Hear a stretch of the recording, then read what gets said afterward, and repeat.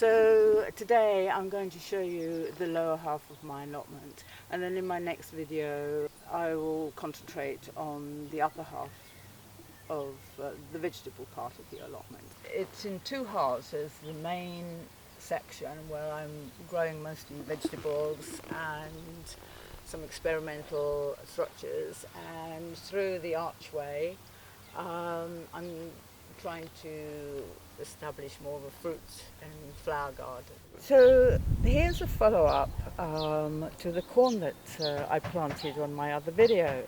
So I'd like to show you the progress.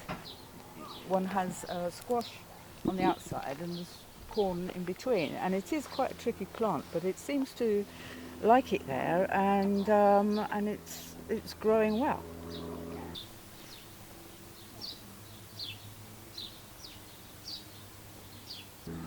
It hasn't really taken up that much space, and the actual Turkish turban squash is going to sort of start wandering, and the corn is just going to grow up. The corn and the squash require a lot of water, so in order, sometimes people come and they see nothing's happened, so in order to make sure that they're healthy and growing well, you really have to water them extremely well. If you haven't got a hose, then you have to spend about 15 minutes in the morning and 15 minutes in the evening with a watering can. In this section here, I'm going to plant fruit bushes, and so I put staggered 4 fruit bushes here, and it takes about a couple of years for them to establish themselves. So in the meantime, what I've done is I have just fitted in other plants in between. And so I've got celeriac around the edges and courgettes where there's big spacing.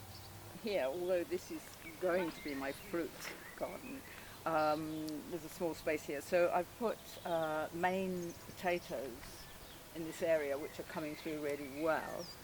Down this side there wasn't much space, but these are actually winter vegetables, purple sprouting broccoli at a very small stage. I mean, you won't have any product from them until March, but they need to go in now, and they will be moved when there's space available. Still in the fruit garden, I've done a small bed of salady products. This is actually my second row of lettuces, my sort of second succession of lettuces. These here are cut and come again, which can stay in the ground for several months, and you just keep picking. You don't have to keep re-sowing like you do the actual lettuces. And so there's a selection in this bed. This is my first year of the strawberries, but technically you're supposed to, from new plants, you're supposed to actually take the flowers, the fruit, before they develop, so the strength goes back into the strawberry. But as it only has 3 years of productive life, I've decided to leave them on.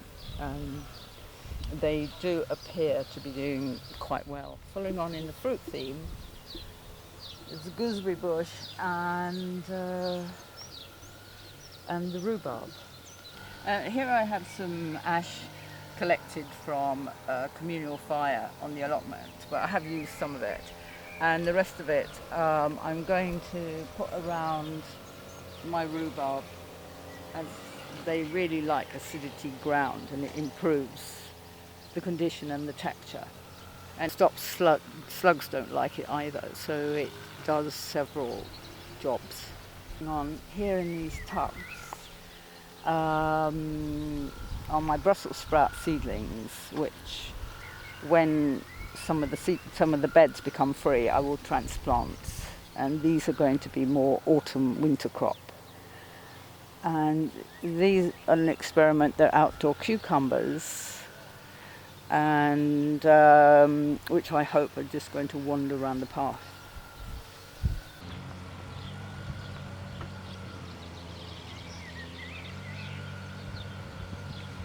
When I came to the plot, I did inherit 3 trees, and so I've had to plan the rest of my projects around the trees. And this is a cherry tree, and last year I think there were about 6 cherries on it. But this year it looks extremely, there's far more cherries on it, and netting is quite difficult for a large tree and being on my own. So I am hoping that old CD discs might kind of keep the birds at bay. And if not, then there's a lot of cherries for the birds. So this is butternut squash. I'm trying to protect it from the wind because it's not as easy as other squashes. It likes warmth and not too much wind. So what should happen is it'll start trailing all over the grass, where I won't be able to plant very much because of the roots of the big trees. So I'm hoping that, although I can't plant there, they're going to spread and I'll have fruit from their trailing. Second tree that I inherited is a plum tree, and last year there were about 6 plums on it as well, and also the wind here tends to knock off the blossoms, but it looks hopeful, and so I'm just hoping there'll be a few more plums this year.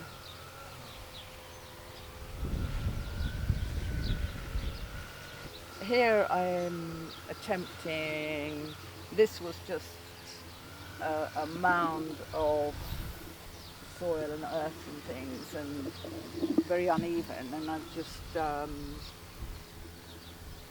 sorted it out and hoping just to do basically a lavender border, and use the lavender for yoga eye bags, or just to keep the moths away and things like that. So I hope they get enough sun here. They seem to be okay. And while they're small, I've just planted some border plants in between, stop the weeds, an attempt to stop the weeds. So as mint is really pervasive, I've restricted it. Somebody gave me a large flower container, so I thought I'd restrict it in there, and it seems to be doing quite well, so I'm quite happy with that.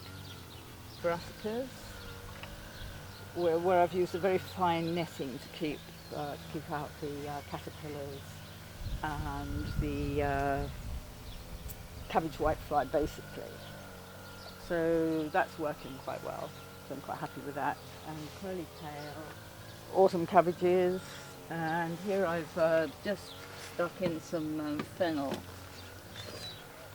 in the hope, and that seems to be surprisingly coming up. I didn't expect it to, but it seems to be, that's bulb fennel as opposed to the herb, which is, bulb fennel is more difficult. We're now coming to sort of the main part of my allotment, and so to do that we're going to walk through my grapevine arbour, and so the leaves are just beginning to sort of flourish here, and this year I am definitely going to pick the young leaves and take them to my Greek friends for their cooking. Now this is a follow-on from my parsnip video, and so instead of doing it in straight lines, I decided to do it in a circle and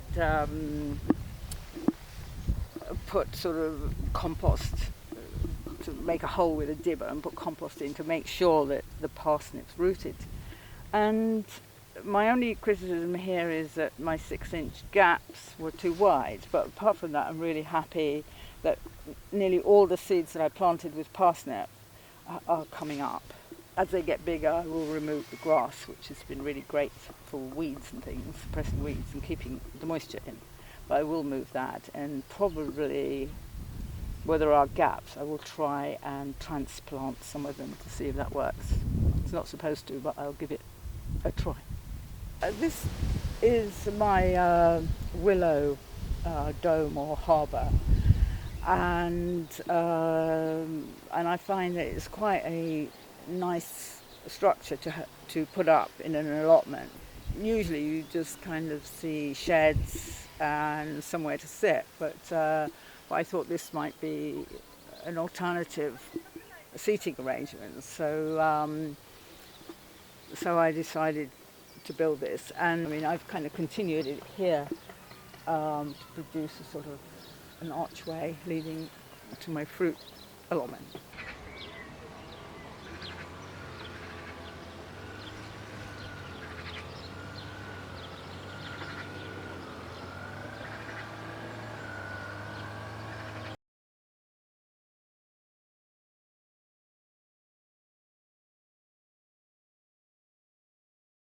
Take this. This boy is kind of just grown in threads and